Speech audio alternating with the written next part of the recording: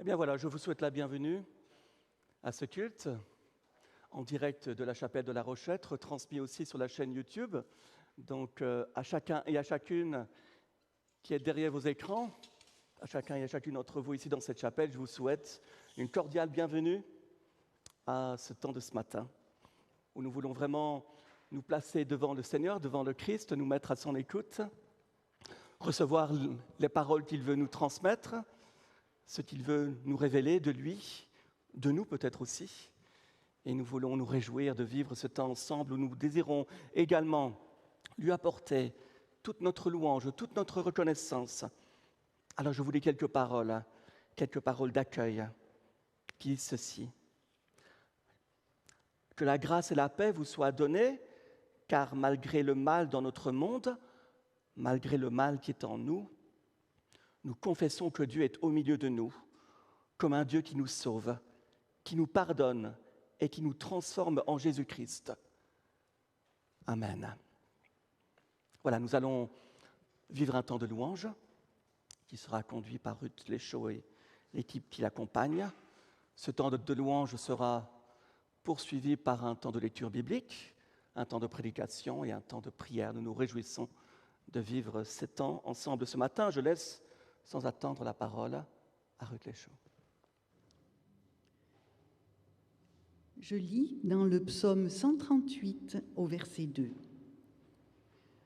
Je me prosterne dans ton saint temple et je célèbre ton nom à cause de ta bonté et de ta vérité. Oui, tu as surpassé ta réputation dans l'accomplissement de tes promesses.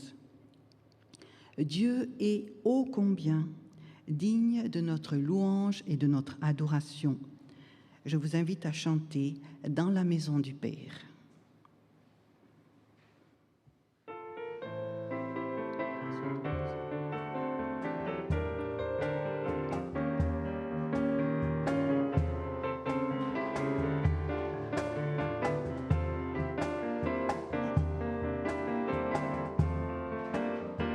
Dans la maison du Père, nous voici tous rassemblés, avec la terre entière, nous proclamons ta bonté.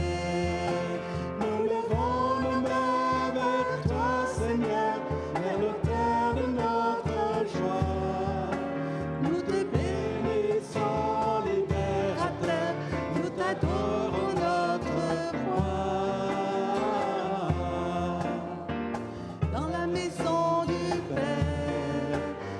Voici tous rassemblés, avec la terre entière, nous proclamons ta bonté.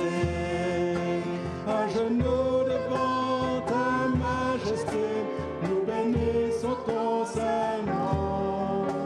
Prosternés devant ta sainteté, tous émus nous t'adorons.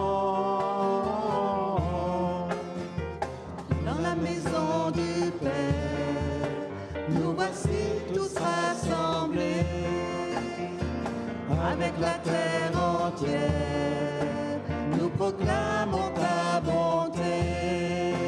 Alléluia, nous reconnaissons ta grandeur, ta vérité. Tous unis, nous nous réjouissons, nous célébrons ta bonté. Maison du Père, nous voici tous rassemblés, avec la terre entière, nous proclamons ta bonté. Dieu est bon, il est aussi vérité, la vérité. Unissons-nous dans la prière que Jésus nous a apprise en chantant que l'Esprit de vérité.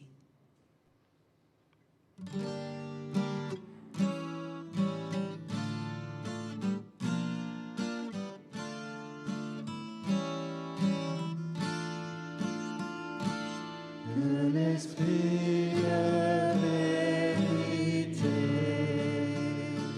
vienne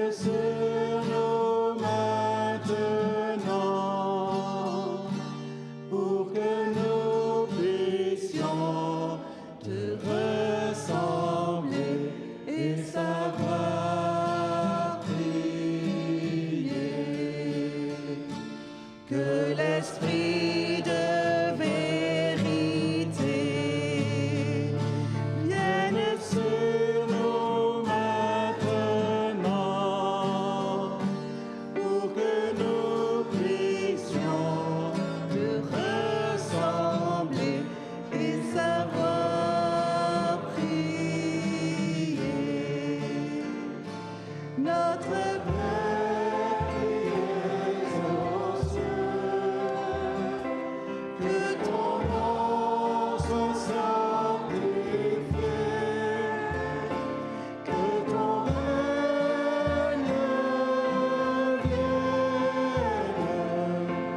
Amen.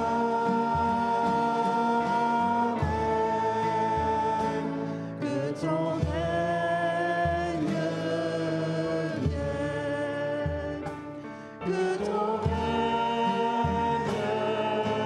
vienne. Que ta volonté soit faite dans nos vies.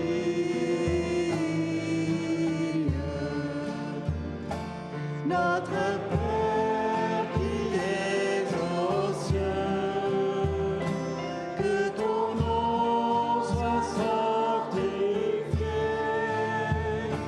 Donne-nous aujourd'hui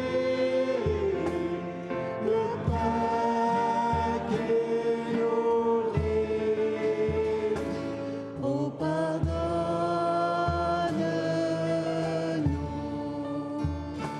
Oh, pardonne-nous.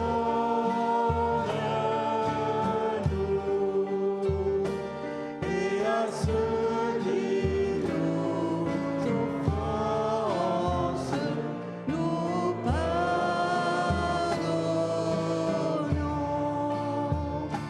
Notre Père qui es aux cieux, que ton nom soit sanctifié.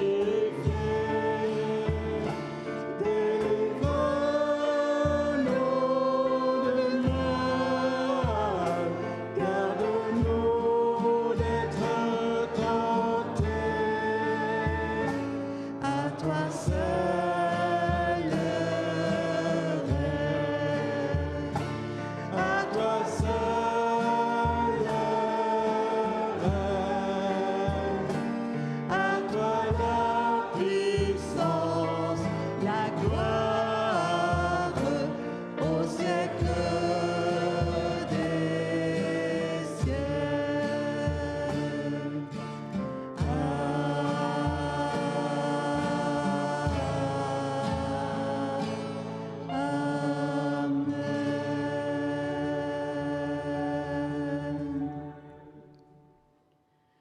J'invite ceux qui sont debout à s'asseoir et je vous invite maintenant à un temps de prière pour demander à Dieu de répandre son esprit, de toucher nos cœurs, de montrer qu'est-ce qu'il veut transformer encore dans nos vies, qu'il pardonne les choses auxquelles nous pensons et qu'il ne glorifie pas.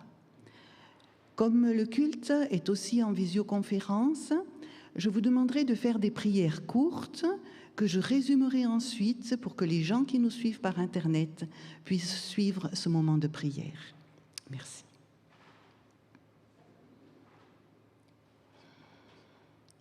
Oui, Seigneur, tu es toute douceur, toute bonté, tout amour et toute vérité. Touche nos cœurs, que nous puissions nous humilier devant toi, recevoir ton pardon et être relevés par toi, au nom de Jésus-Christ. Amen.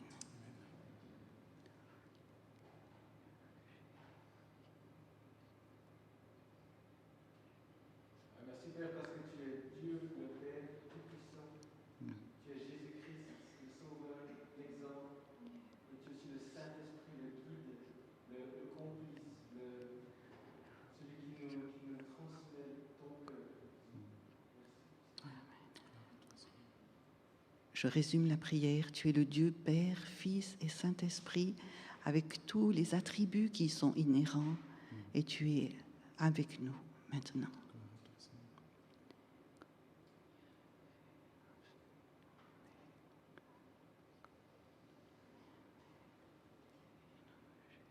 Merci Seigneur parce que tu es le roi des rois, le Seigneur des seigneurs. Personne n'est ton égal. Merci parce que tu es venu jusqu'à nous et tu peux t'impliquer dans nos vies. Je résume, tu es le roi des rois, le Seigneur des seigneurs, personne n'est ton égal, tu es venu jusqu'à nous.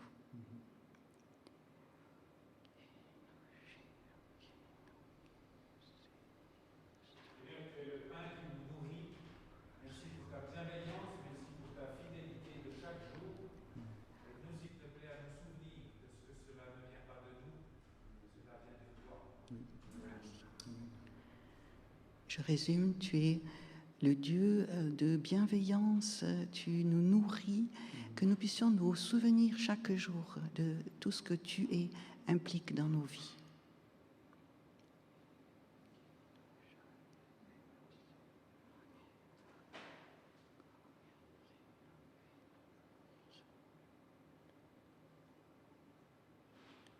Seigneur, tu es ce Dieu qui est là pour nous à tout moment, qui veut être là pour nous, qui nous écoute et qui nous aime tellement qu'on peut juste adorer.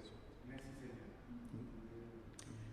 Je résume, tu es là pour nous à tout moment, tu nous aimes, tu nous écoutes, on peut venir vers toi à tout moment.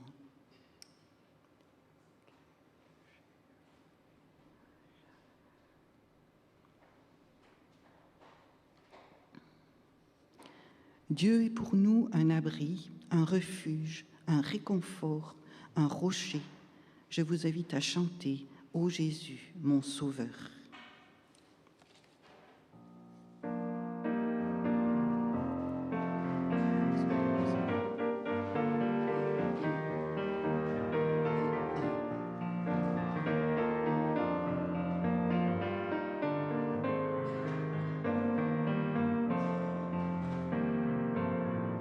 Ô Jésus, mon Sauveur, Seigneur, il est comme toi, jour après jour, je te louerai, car ton amour est merveilleux.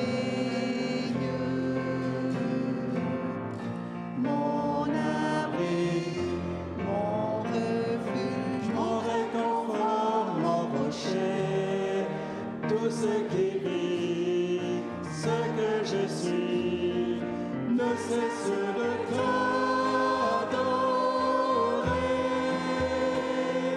Chante au Seigneur, cri de joie, terre entière. À Dieu la gloire, la puissance et l'honneur. Les monts s'inclinent et les flots rugissent à l'écho de ton nom. Je vois tes œuvres et mon cœur est de joie. Je t'aimerai, je tiendrai par la foi. Rien ne pourrait égaler tes promesses pour moi. ô Jésus, mon Sauveur, Seigneur, il est comme toi, jour après jour, je te louerai. car ton amour est merveilleux. Mon abri, mon refuge, Mon réconfort, mon rocher, tout ce qui vit, ce que je suis, ne cesse de t'adorer. chante au Seigneur, cri de joie, terre entière. À Dieu la gloire, la puissance et l'honneur. Réponse incline et les flots rugissent À l'écho de ton nom, je vois tes œuvres et mon cœur crie de joie.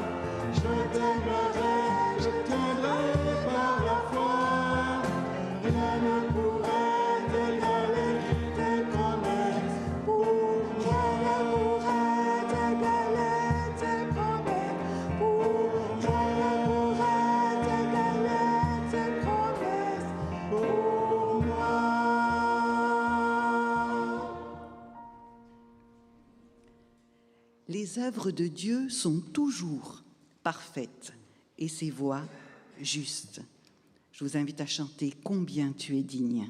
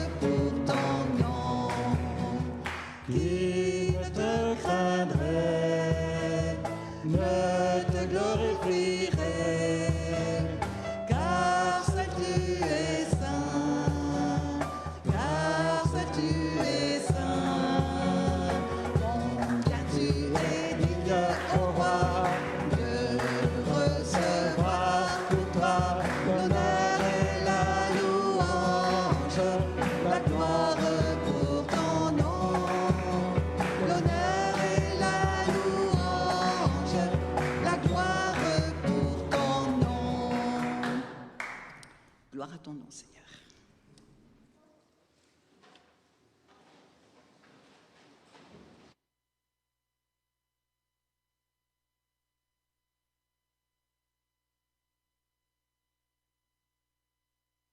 Je vous invite à poursuivre ce culte en ouvrant votre Bible dans le Nouveau Testament au livre des Actes, au chapitre 26. Livre des Actes des Apôtres, au chapitre 26, à partir du premier verset. Paul défend sa cause. Le roi Agrippa dit à Paul, « Tu as la parole, tu peux présenter ta défense. » Alors Paul étendit la main et présenta ainsi sa défense. « Roi Agrippa, je m'estime heureux de pouvoir aujourd'hui me défendre devant toi de toutes les accusations que les Juifs ont portées contre moi. Car tu connais parfaitement toutes leurs coutumes et leurs discussions. Veuille donc, je te prie, m'écouter avec patience. Tous mes compatriotes savent comment j'ai vécu, dès ma jeunesse, au sein de mon peuple, à Jérusalem. Ils me connaissent depuis longtemps, et ils peuvent témoigner, s'ils le veulent bien, que j'ai conduit ma vie selon les principes du parti le plus strict de notre religion, celui des pharisiens. Et maintenant, si je suis traduit en justice, c'est à cause de mon espérance dans la promesse de Dieu à nos ancêtres. Nos 12 tribus espèrent voir son accomplissement en rendant leur culte à Dieu nuit et jour. Oui, c'est à cause de cette espérance que je suis mis en accusation par des Juifs au roi. Et pourtant, trouvez-vous incroyable que Dieu puisse ressusciter les morts ? Puis, au verset 19... Ainsi, au roi Agrippa, je n'ai pas désobéi à cette vision venue du ciel, mais je me suis adressée d'abord aux habitants de Damas et à ceux de Jérusalem, puis à ceux de toute la Judée, et enfin aux païens, et je leur ai annoncé qu'ils devaient changer, se convertir à Dieu et traduire ce changement par des actes. Et c'est pour cette raison que les Juifs se sont emparés de moi dans la cour du temple et qu'ils ont essayé de me tuer. Mais j'ai été protégée par Dieu jusqu'à ce jour. Et je suis donc encore là pour apporter mon témoignage aux gens d'humble condition comme aux personnages importants. Et ce que je déclare, ce n'est rien d'autre que les événements dont les prophètes et Moïse ont annoncé l'accomplissement. C'est-à-dire que le Christ souffrirait et qu'il serait le premier à ressusciter des morts pour annoncer la lumière du salut, non seulement au peuple juif, mais aussi aux païens. Paul en était là dans sa défense, quand Festus s'écria « Tu es fou, Paul, ton grand savoir te fait perdre la tête !» « Non, Excellence, répondit Paul, je ne suis pas fou. Tout ce que je dis est vrai et sensé. D'ailleurs, le roi Agrippa est au courant de ces faits, et c'est pour cela que je peux lui en parler avec assurance. Aucun de ces événements ne lui échappe, j'en suis sûre, car ce n'est pas en secret qu'ils se sont produits. Crois-tu au prophète, roi Agrippa ? Oui, je le sais, tu y crois. Alors Agrippa dit à Paul, « Encore un peu et tu vas me persuader que tu as fait de moi un chrétien. » Qu'il s'en faille de peu ou de beaucoup, reprit Paul, je prie Dieu que non seulement toi, mais encore tous ceux qui m'écoutent en cet instant, vous deveniez comme je suis moi-même, à l'exception de ces chaînes. Je vous invite à la prière. Seigneur Jésus, merci pour ta parole. Merci parce que nous avons la liberté de l'ouvrir et de la méditer. Merci parce qu'elle est vérité du début à la fin. Merci parce qu'elle est là aussi pour nous nourrir. Seigneur, ce matin, nous avons déjeuné, nous avons nourri notre être physique. Nous avons besoin d'être nourris, de nourrir notre âme et notre esprit. Et Seigneur, c'est au travers de ta parole que tu veux nous nourrir. Mais nous avons besoin de ton esprit. Et Seigneur, nous prions pour que David, qui s'est préparé, que tu as inspiré, soit revêtu de ton esprit pour partager ce que tu as mis sur son cœur. Et nous, tous ici, nous avons aussi besoin de ton esprit. Nous avons besoin que tu ouvres nos cœurs, que cette parole ne soit pas comme de l'eau sur les plumes d'un canard, mais qu'elle pénètre dans nos cœurs et qu'elle grandisse dans notre être, dans notre esprit, et que nous puissions être fortifiés dans notre foi, dans notre relation avec toi. Merci d'être avec nous maintenant. Au nom de Jésus. Amen.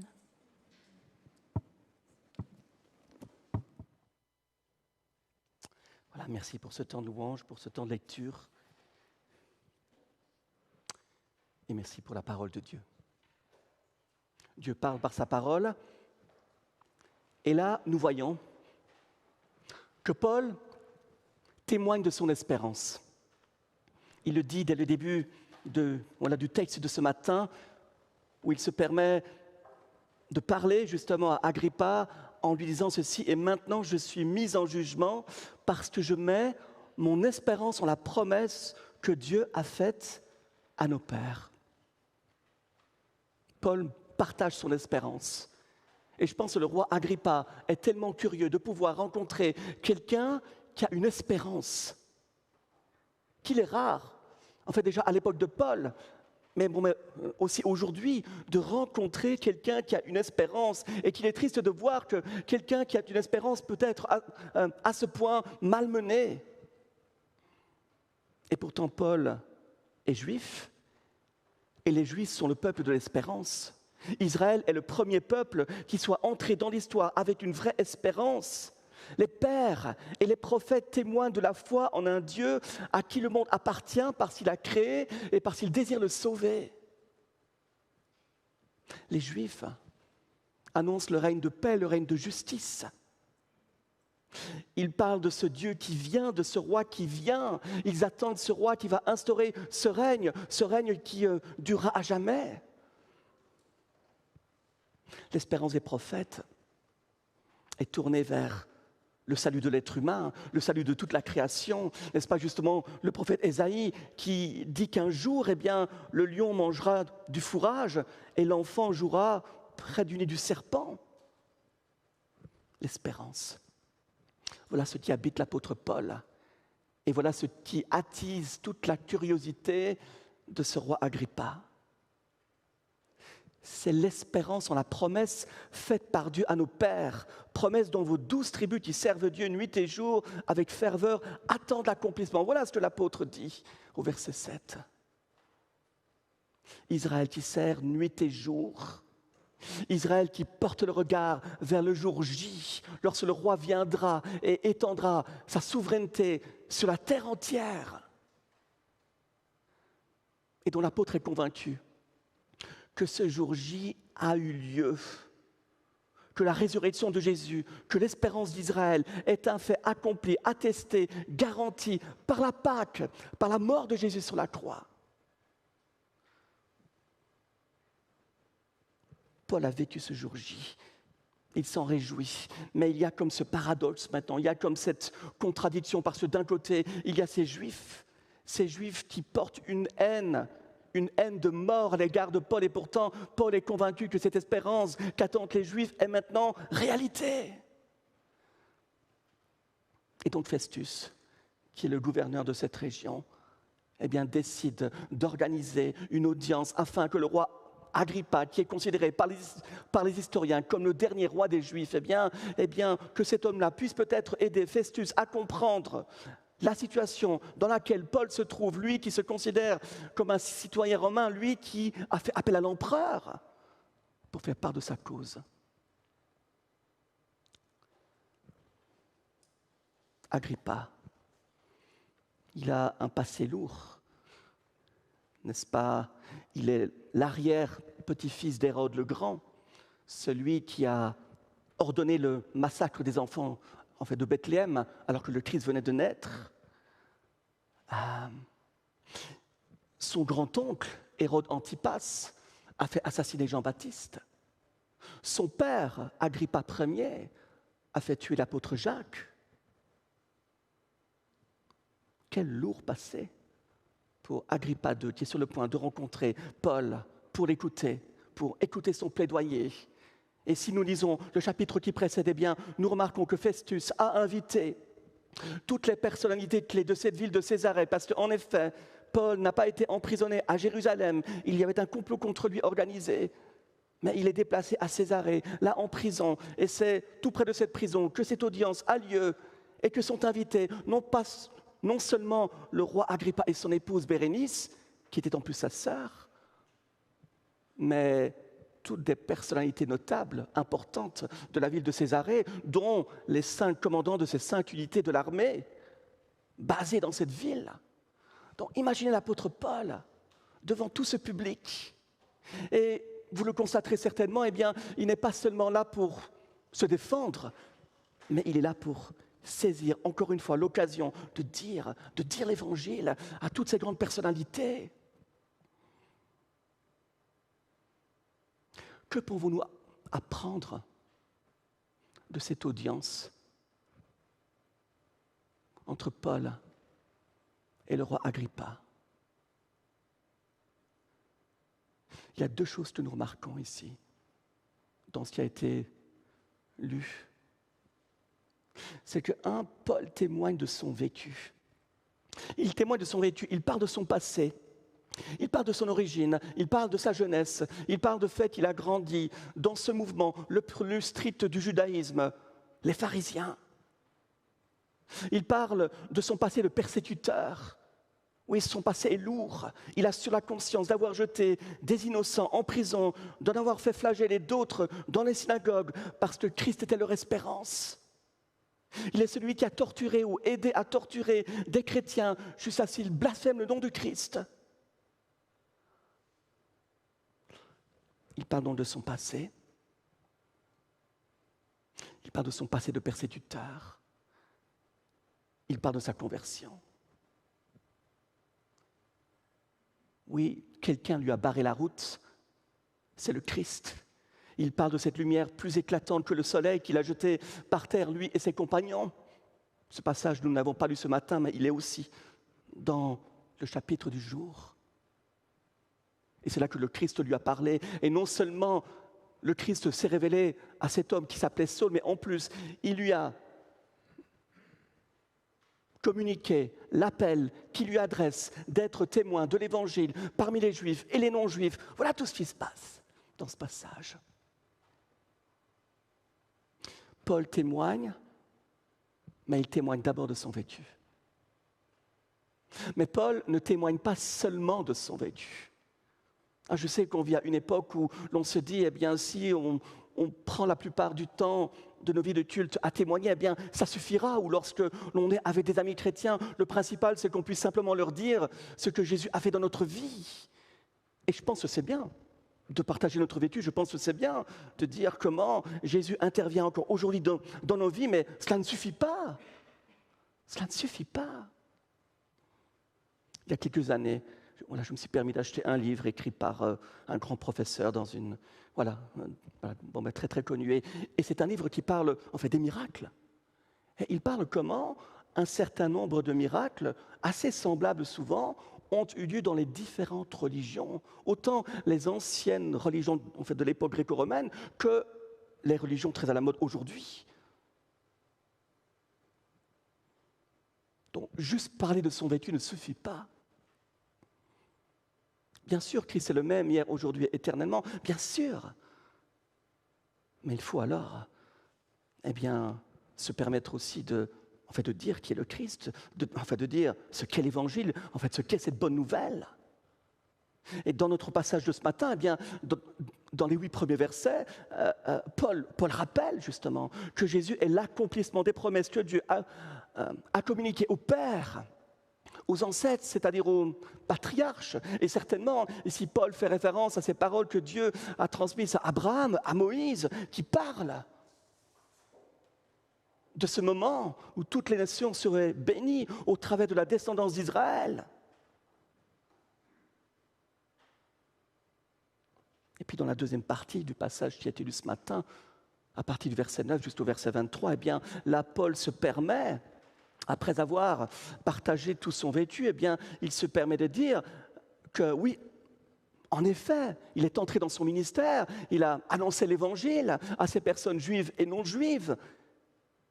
Mais il dit, au verset 22, ceci, « Mais grâce à la protection de Dieu, j'ai subsisté jusqu'à ce jour et je rends témoignage devant petits et grands, sans rien dire en dehors de ce que les prophètes et Moïse ont annoncé, à savoir que le Christ souffrirait et que relevé le premier d'entre les morts, il annoncerait la lumière au peuple et aux non-juifs. » Il parle du serviteur souffrant, il parle du Messie souffrant, il parle du Messie qui ressuscite. Et je pense que cela devrait nous rappeler un certain nombre de passages dans l'Ancien Testament qui nous parlent du Messie qui vient, mais du Messie qui va devoir endurer un certain nombre de souffrances. Souvenez-vous de ce que le prophète Ésaïe dit. Au chapitre 53, il parle à la fois des souffrances futures du Christ, mais aussi de sa résurrection, et cela 700 ans avant que le Christ ne naisse. Il dit, pourtant ce sont nos souffrances qu'il a portées, c'est de nos douleurs qu'il s'est chargé.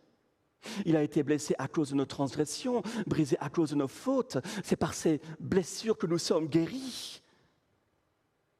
Et puis au verset 11 de ce chapitre 53, il écrit aussi, « Après tant de troubles, il verra la lumière. » La résurrection du Christ qu'il a annoncée. Et dans les versets qui suivent, ce sera même l'ascension de Christ qui sera annoncée. 700 années avant que le Christ ne vienne. Mais donc je pense que nous pouvons déjà nous inspirer, n'est-ce pas, de cet exemple de l'apôtre Paul.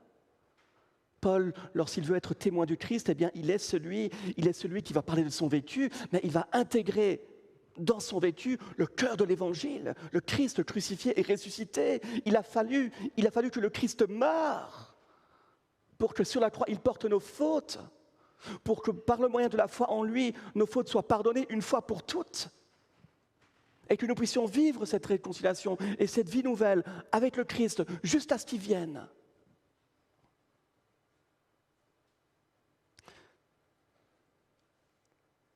Et puis, il y a toute cette interaction, n'est-ce pas? Avec Festus, il dit, mais quoi, Paul, t'es fou que tu nous racontes des choses pareilles? Est-ce que c'est parce que tu es tellement éduqué que tu commences à dérailler d'une telle manière? Est-ce vrai? Est-ce parce que nous suivons des études universitaires que nous allons subitement commencer à nous comporter comme des fous? J'espère que non. Et là, nous voyons l'apôtre qui est extraordinaire, n'est-ce pas? Parce qu'il interpelle le roi Agrippa, ce dernier roi des Juifs, comme on l'appelle parfois. Il lui dit, mais crois-tu au prophète, Agrippa? Mais je sais que tu le crois, je sais. Et puis, on voit ce roi qui est un peu embêté, qui essaie de noyer le poisson, qui essaie de rester poli devant tout ce public, toute cette élite de la ville de Césarée, et qui dit, mais encore un peu et tu m'auras persuadé. Tu aurais fait de moi un chrétien. Et c'est là que Paul fait un pas de plus. Ce pas que nous avons peut-être tendance à ne pas faire. C'est qu'il dit ceci. C'est le verset 29. Il dit, que ce soit pour un peu ou pour beaucoup, je souhaiterais, s'il plaît à Dieu, que non seulement toi, mais encore tous ceux qui m'écoutent aujourd'hui, vous deveniez tels que moi, je suis, à l'exception de ces liens, bien sûr. Paul qui confronte très gentiment, très diplomatiquement, tout ce public avec l'Évangile. Voilà ce que nous sommes appelés aussi à faire. Paul, rempli de reconnaissance à l'égard du Seigneur, lorsqu'il rappelle comment le Christ est intervenu là, en fait, dans sa vie, il ne peut que vouloir dire l'Évangile, bien sûr, et puis inviter ces gens à venir au Christ. Et puis deuxièmement, il est tellement rempli d'amour pour son prochain qu'il ne peut que vouloir un peu les stimuler. Et c'est juste après cette interpellation que le roi se lève et part avec son épouse. Il y a de quoi s'inspirer, n'est-ce pas, en fait, de ce témoignage de Paul, qui partage son vécu, qui rappelle le cœur de l'Évangile alors qu'il partage son vécu, et puis qui interpelle, qui invite ces hommes et ces femmes haut placés à prendre position. N'ayons pas peur d'aider les gens à réfléchir sur ce que vous leur avez partagé pour qu'ils puissent prendre position, tôt ou tard, comme il lui dit tellement bien ici. Quel défi d'être témoin de l'Évangile! En tout cas, une chose est sûre, c'est que Festus est complètement troublé. Il se rend compte que Paul est vraiment innocent. Mais nous, maintenant, que faisons-nous avec ce texte? Que faisons-nous avec ce témoignage? Il y a tellement de freins, n'est-ce pas? De freins qui nous empêchent de pleinement témoigner de l'Évangile. Et je pense qu'on pourrait juste résumer quelques freins qui nous empêchent d'être ces témoins de l'Évangile. Et j'aimerais bien insister sur cette notion de témoin, parce qu'il y a le ministère de l'évangéliste, qui voudra que tout le monde fasse comme lui, bien sûr, et puis il y a le ministère du chrétien témoin. L'évangéliste est celui qui a ce ministère de proclamation de l'Évangile. Il est celui qui va former des hommes et des femmes qui ont à cœur d'entrer dans une telle démarche, dans un tel service. Et puis, il y a le chrétien témoin qui est appelé, d'une manière ou d'une autre, à incarner l'Évangile par ses paroles et par des actions. Nous sommes tous appelés à être chrétiens témoins, et certains sont appelés à un ministère d'évangéliste. Mais quoi qu'il en soit, quels sont nos freins? Quels sont ces freins qui nous empêchent de pleinement entrer dans cette vie de chrétien témoin, ou peut-être pour certains d'entre nous, d'évangélistes? Premièrement, il y a ce que nous appelons nos contradictions, nos inconséquences. À combien de reprises, nous réalisons que nous ne faisons pas toujours comme c'est écrit dans la Bible.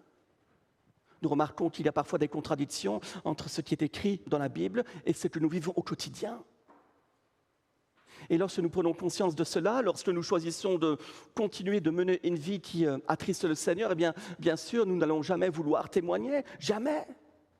Et pour certains, lorsqu'ils remarquent qu'il y a la moindre faiblesse dans leur vie chrétienne au quotidien, eh bien, ils vont se dire, non, moi, je ne vais surtout pas témoigner parce que je sais que mon témoignage ne va jamais passer, il ne sera pas crédible. Mais moi, je vous dis aujourd'hui, souvenez-vous de cette parole, en fait, de l'apôtre Jean, en fait, dans sa première lettre, au premier chapitre, à partir du verset 8. C'est un verset qu'il faut apprendre par cœur, c'est ce que je dis à chaque nouveau baptisé. C'est un verset dont vous devez vous souvenir en toutes circonstances, parce que nous sommes tous en chemin et nous commettrons tous des erreurs. Mais il y a ces paroles libératrices qui sortent de la bouche de l'apôtre Jean, inspirées par le Christ, et qui dit, si nous considérons que nous sommes sans faute, nous sommes des menteurs. Mais si nous confessons nos fautes, le Seigneur est juste et bon pour nous les pardonner. Et si nous choisissons d'entrer dans une telle démarche, le Seigneur nous libère. Il nous libère de ce poids terrible, de ces inconséquences qui parfois habitent nos vies. Et il nous permet de faire ce pas de plus et de continuer d'être dans la foi, d'être témoin. Je me souviens de ce jour où quelqu'un m'a dit, mais David, tu sais, telle personne dans l'église, mais elle est tellement pénible. Et puis je lui dis, mais tu sais, si en fait tu l'avais rencontrée il y a 4-5 ans, ben, elle était pire. Donc, nous sommes en chemin. Et il faut accepter qu'il y a parfois des inconséquences, mais il faut venir aux côtés du Christ, devant le Christ, et lui demander de tout notre cœur son pardon. Et puis il libère. Il libère. Il nous libère. Il nous permet de prendre de bonnes dispositions pour justement progresser dans ces domaines qui sont encore à travailler dans nos vies. J'aime cette parole de Christ qui dit ceci, c'est dans Jean 15, c'est Jésus qui parle et qui dit « Je suis le cep, vous êtes les sarments, celui qui demeure en moi et en qui je demeure porte beaucoup de fruits, car sans moi vous ne pouvez rien faire. Ce qui manifeste la gloire de mon Père, c'est que vous portiez beaucoup de fruits. » Voilà Jean 15.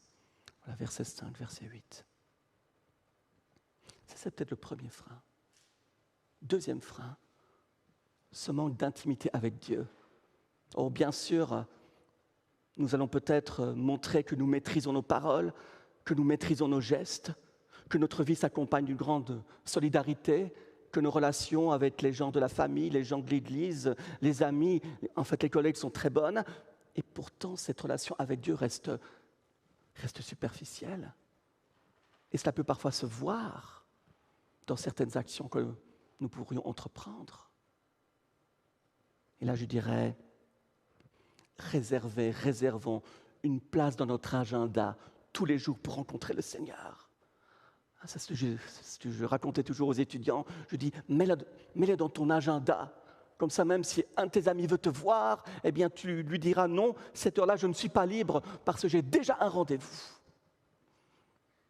Mettre dans l'agenda et cultiver cette intimité avec le Christ jour après jour. Bien sûr par l'étude de la parole, bien sûr par la prière.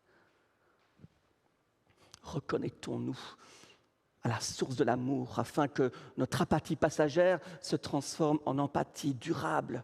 Saturons nos pensées de la parole de Dieu en la méditant et en la mémorisant. Voilà notre défi pour que nous puissions continuer à cultiver notre intimité avec Dieu. Troisièmement, il y a les mensonges de l'ennemi. Les mensonges de l'ennemi. L'ennemi est là. Il ne connaît pas toutes nos pensées, bien sûr, mais il a des stratégies pour en fait contre-attaquer.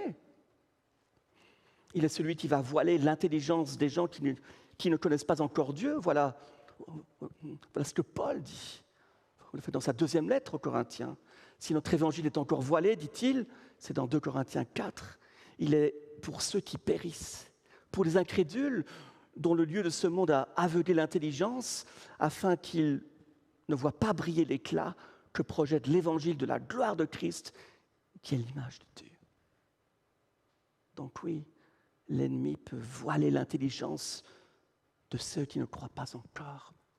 Je me souviens toujours de cet ami qui m'a dit « Mais David, je crois que tout ce que tu me dis est vrai, je vois que cela te fait du bien, mais moi ça ne m'intéresse pas. » Voilà comment l'intelligence peut subitement se voiler.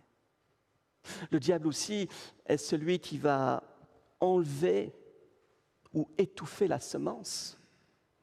Il y a cette image que nous retrouvons dans ces paraboles que Jésus raconte à son public. Mais c'est vrai.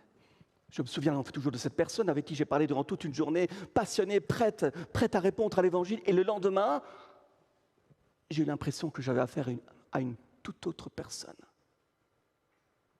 Comme s'il y avait un mur, comme si elle était sous l'autorité de quelqu'un d'autre, subitement. Vous voyez, un vrai combat spirituel. Lorsque nous voulons être ces témoins de l'Évangile. Et puis, il y a une troisième manière dont le diable contre-attaque, parce qu'il se sait vaincu, même s'il ne le dit pas, eh bien, c'est qu'il manipule nos pensées. Lorsque nous voulons témoigner, eh bien, nous allons peut-être parfois entendre cette voix qui dit « Occupe-toi de ce qui te regarde. Tu n'as aucun droit d'aller imposer tes façons de penser à d'autres personnes. » Voilà la voix que nous entendons parfois. « Ouf, ne dis rien. » Cela pourrait offusquer la personne. Et elle te prendra même peut-être pour une folle, pour un fanatique. Voilà déjà 3 freins en tout cas. Peut-être un 4e qui est lié avec ce que je viens de vous partager, c'est cette honte de Jésus. On a peur de faire face à ce regard désapprobateur de notre ami à qui nous venons de partager cette bonne nouvelle. Et quand je pense à cette honte du Christ, je pense à Pierre, qui a renié le Christ. Mais Jésus a été à sa rencontre. Il l'a rétabli, il l'a renouvelé, il l'a relevé, il a fait de lui l'une de ces personnes clés de la jeune Église. Mais il est quand même passé par cet état d'esprit-là, par cet état d'âme-là. Lutter contre la honte. Oh, quel défi! En tout cas, une chose est sûre, c'est qu'il nous donnera toujours une surdose de sa grâce, afin que nous puissions être justement ses témoins, même si cette honte est sur nos épaules. Cette honte qui est souvent liée à une certaine peur, n'est-ce pas? Peur de l'échec, peur de déplaire, peur de déranger l'autre, peur de perdre la face aux yeux de ses collègues, peur de mal faire, peur de faire passer pour un fou. Cette peur, c'est ce qui paralyse la vie des chrétiens, c'est ce qui paralyse une vie d'église. Et puis, il y a cette peur aussi de souffrir, bien sûr. Et puis, n'est-ce pas l'apôtre Pierre qui dit, dans sa première lettre au chapitre 4, il dit « Vous aurez des tribulations dans le monde, mais prenez courage, moi j'ai vaincu le monde. La souffrance est donc ici normale. Mes chers amis, dit-il, vous avez été plongés dans la fournaise de l'épreuve, n'en soyez pas surpris, comme s'il vous arrivait quelque chose d'anormal. » Et puis, en fait, dernièrement, je pourrais encore en dire d'autres de ces freins, mais il y a ces freins de ces méthodes que nous utilisons pour annoncer l'Évangile. Nous n'aimons plus aujourd'hui interpeller les gens dans la rue afin qu'ils répondent à un questionnaire et que nous puissions construire un certain pont pour leur parler de cet amour de Christ. Nous avons peur de devoir chanter avec une chorale sur une place principale d'une ville. Enfin, pour certains, pas tous, heureusement. Nous pensons que toutes ces manières de témoigner sont complètement démodées, finalement.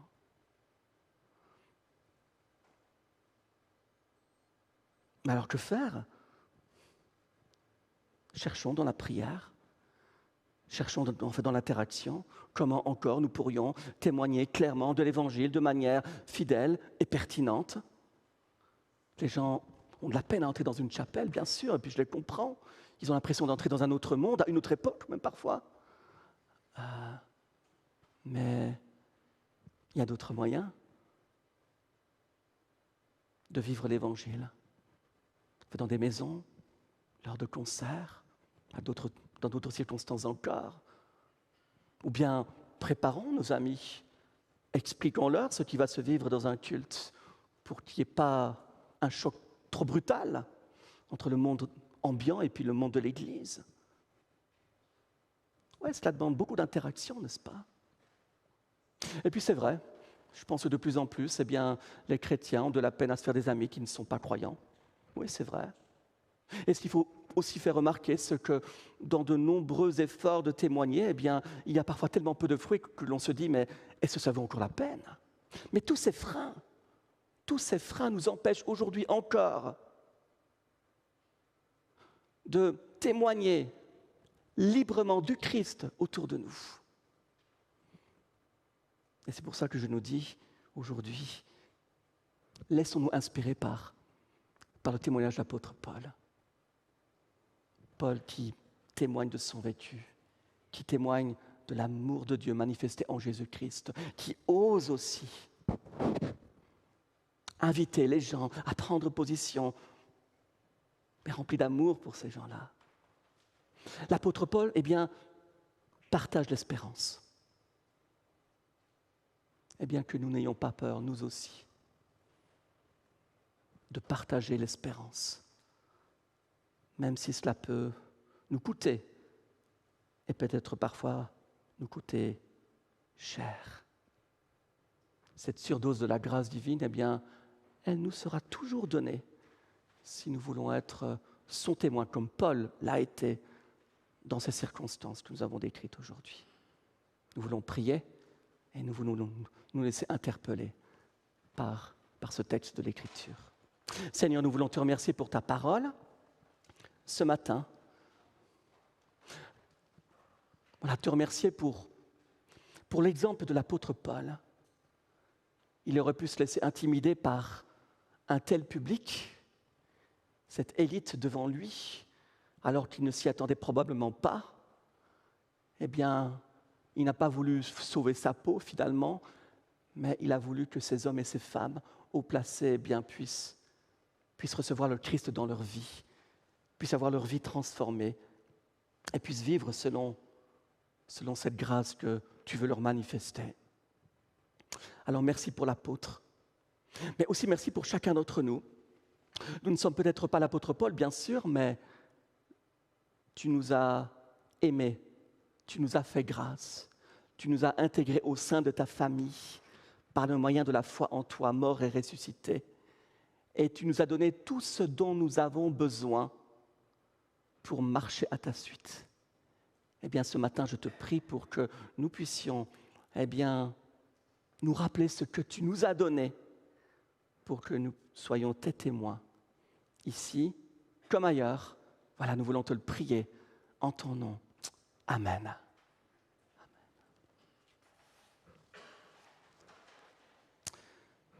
Nous arrivons petit à petit à la fin du culte retransmis sur le site YouTube. Et j'ai envie de saluer nos amis qui ont été derrière leurs écrans et qui ont participé à ce culte. Nous vous invitons bien sûr aux deux prochains cultes, au prochain culte, le culte du 23, le culte du 30 aussi. Nous espérons vous voir aussi dans cette chapelle, mais nous vous saluons au nom de Jésus-Christ et que cette semaine qui est devant vous soit riche de bénédictions. Et comme le Christ le promet, il est avec vous chaque jour et jusqu'à la fin du monde. Je vous lis cette parole de bénédiction qui s'inspire de Jude 24 et qui dit ceci. « C'est lui notre Sauveur qui peut nous garder de toute chute et nous faire paraître devant lui, sans tache et plein de joie, dans sa glorieuse présence. Car c'est à lui qu'appartiennent la gloire, la grandeur, la puissance et l'autorité dès tous les temps passés et maintenant et pour toujours. Et c'est lui qui nous bénit. Allez dans la paix, au nom du Père, du Fils et du Saint-Esprit. Amen.